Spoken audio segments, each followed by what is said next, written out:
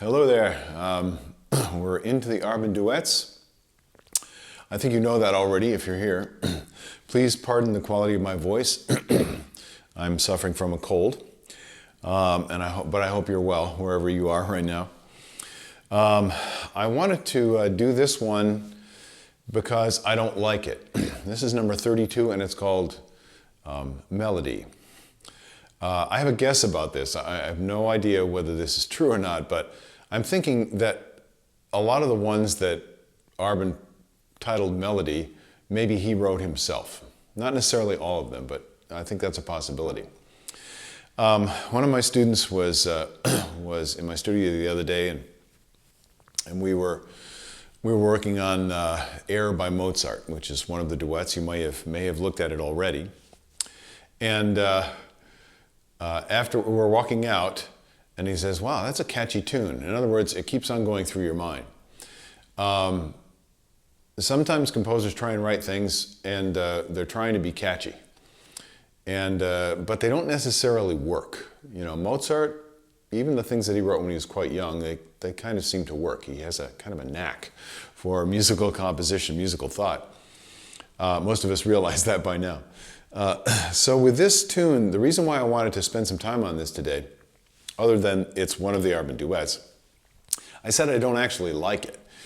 And what I mean is I was having trouble with it. Now, I'm not having trouble so much for technical reasons. These are all relatively simple, so if you're an intermediate level player or even a novice player, you can play some of these pretty well, probably. I hope so, and I hope you're having fun doing so. But here's the deal with this. I didn't get it. I couldn't figure out what the composer was trying to do musically. And I'm still working on it, to be honest with you. You might ask, well, what, if you don't like it, why would you spend so much energy on it? And the reason is, for all of you who think that you may be interested in being a professional performer, a player, not just for fun, but people are, you're making your living at it, like I've had the good fortune to do.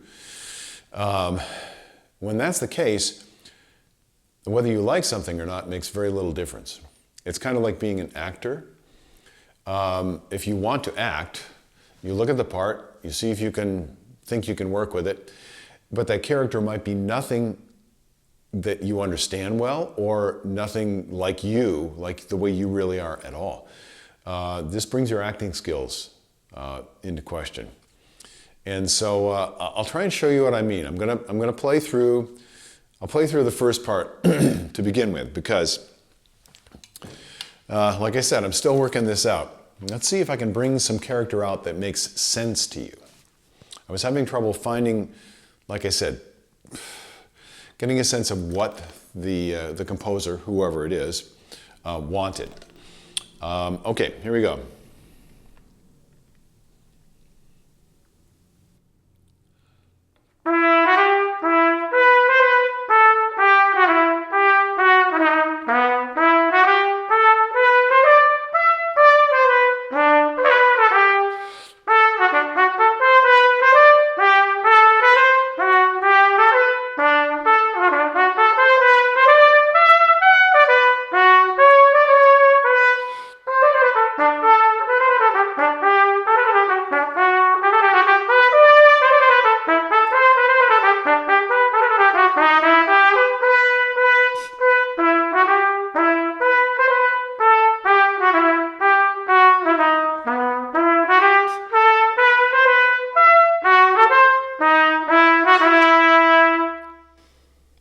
Okay, I think that's something you can play with.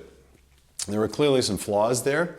The good thing about playing duets is when you're actually playing them with another person, it tends to cover up slight flaws, so you don't feel so badly about yourself when you're playing.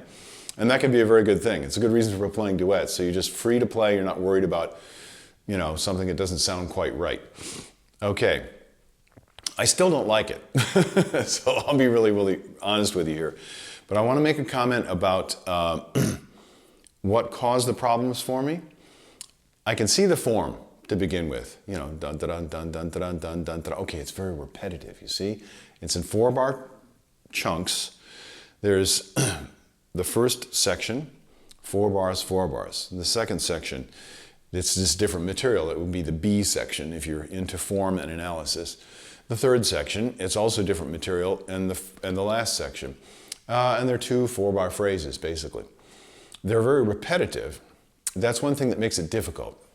So when something is very simple and very repetitive, it's like, how can you access the real meaning or the real intention of the music itself?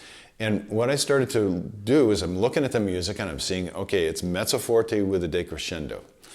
What does that mean? And I couldn't figure it out. So I think, okay, it starts louder, mezzo forte, medium strong, right? And then it gets softer. Now what I'm going to do is I'm going to practice this for you. I'm going to go through several different ideas. And listen carefully to the ideas. I hope I can give you a good representation of the process.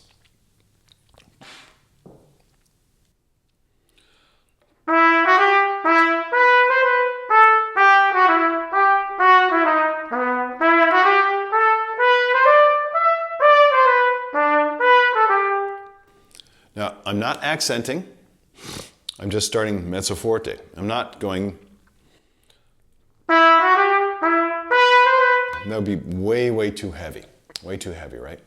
But I still can't figure it out.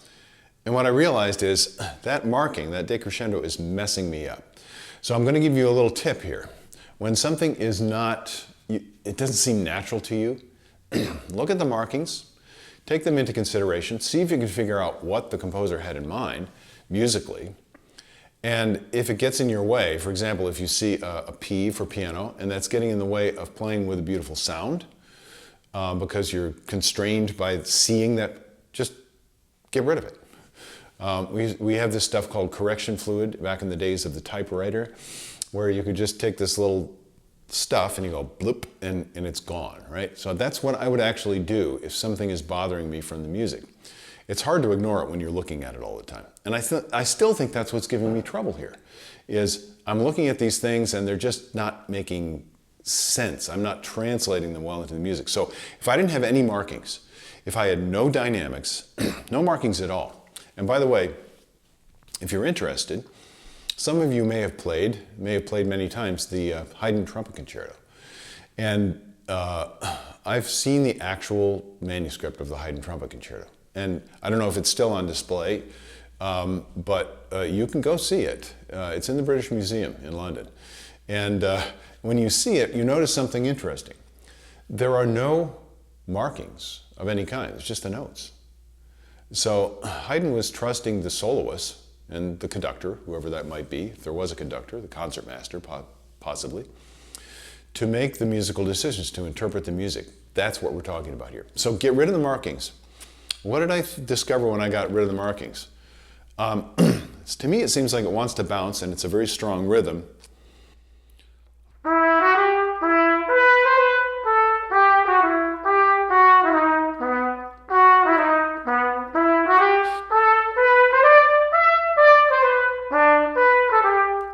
I got my orchestral stuff going again. This wants to go, as an orchestral player, I want to go dum, da-dum, dum, dum, da-dum, dum, because you have to do that in a big ensemble if you want anybody to hear the rhythm out in the hall. And you don't need to do that when you're playing a simple duet.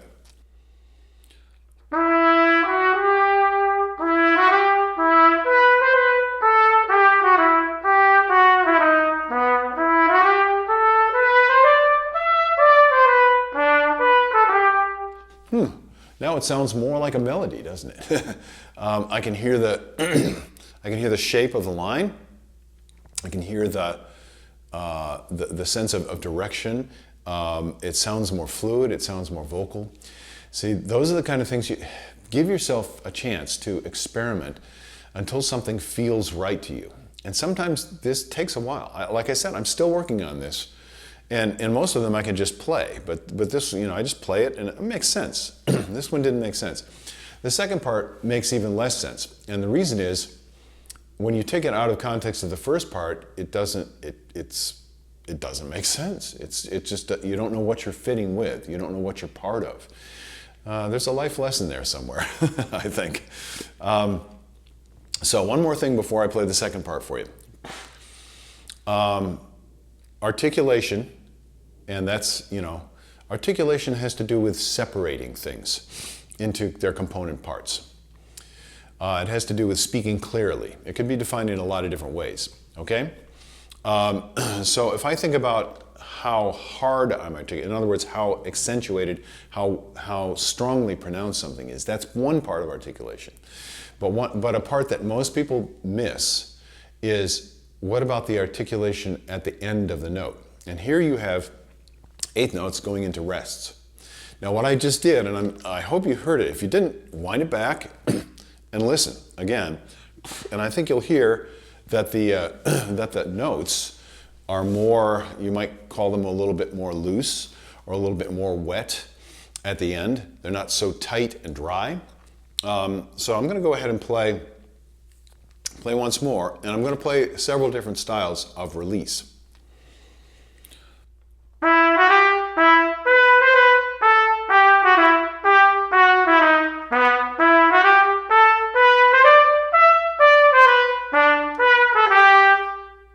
Now that's a more abrupt release. Da-da-da-dee-da-da-da-da.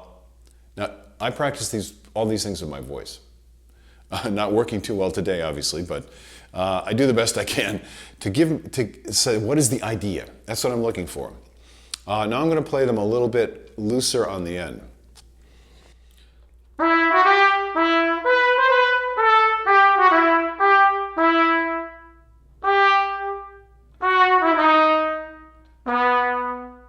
Now, where I release the note, that's part of the effect, very important part of the effect. How I release the note is another part of the effect. So how I release the note, you heard the tapers that time, I think. So these are things that most people, they feel them, they taste them, don't know what they are. So really start to listen to how the notes go into the silence, how they come out of the silence, and how they connect to the next notes. That's critically important to have a good result. Okay, sorry, a lot of talk today, but like I said, I had trouble with this, I didn't like it. So it doesn't matter if you like it, you gotta try and make it work. This would be a lot easier, two people working together, because first of all, you have two different ideas, and you'd start to discover things. So I hope you're discovering some things as you're doing this with me. Now I'm gonna try and play through the second part here. Okay, here we go.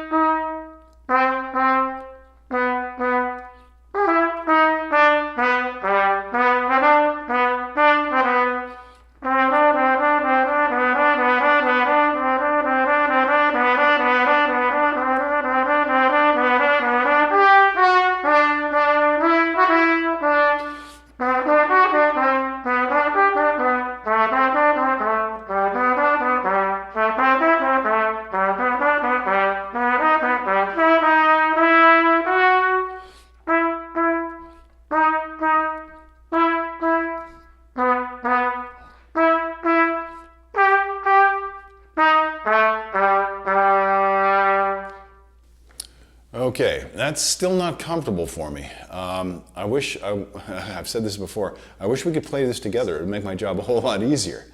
When you have someone else's, life, someone else's energy, ideas, and presence, it makes it so much easier. I think we're all starting to notice that coming out of the COVID epidemic, where we actually can communicate with our faces, which we do unconsciously, but I'm recognizing how much easier it is to communicate with people you don't know, without using words, just by using simple facial expressions. And when we had the mask on, we couldn't do that. Okay, there's a lot more we could talk about in this, so there's a lesson there. What I want you to keep in mind is, when you don't like something, when you're having trouble with it, there might be a physical, technical reason why you're having trouble. You want to investigate that and see if you can find out the things that you need to improve in your playing in order to make it more fun, because it's physically easier for you. That's one aspect. The other thing is trying to figure out how to cooperate with the music and get it to work. So I hope some of this has been valuable to you, and I'm probably going to start skipping around a little bit more I've said that before, and I have skipped a little bit, but I'm looking at the things that are coming up, and I'm finding a lot of ones that I don't like. And I'm not saying this to put down the music. It is what it is. Please feel free to play through them, because I'm sure that you might find some that you like that I don't. If you get pleasure from it, that's one of the main reasons for playing music, to give and receive the enjoyment of the music. But these are starting to get a little bit more advanced, and so I'm going to look more for ones that I think that we can learn things from doing. So I hope you learned a little bit of something today, and we're patient enough to get through this whole particular episode. And I think and I hope that you'll join me next time, because I'm going to keep going if God willing, as they say. Okay, have a great day. I'll see you later on. Bye bye.